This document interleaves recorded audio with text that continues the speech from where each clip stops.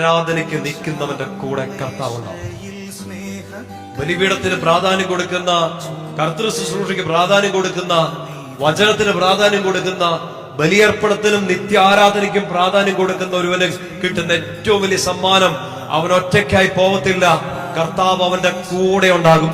ബലിപീഠത്തോട് ചേർന്ന് നിൽക്കുന്ന, ആരാധിക്കുന്ന, നിത്യം ആരാധന മനോഭാവത്തോടെ നിൽക്കുന്ന ഒരാൾക്ക് കർത്താവ് കൊടുക്കുന്ന വാഗ്ദാനാണ്, നീ ഒറ്റയ്ക്കായി പോവില്ല. You will never be alone.